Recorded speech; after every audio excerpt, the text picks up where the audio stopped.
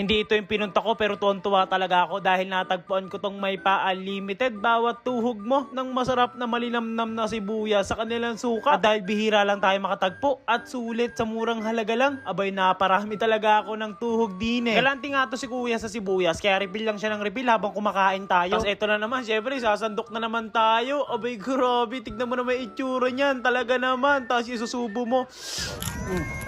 Grabe, panalo.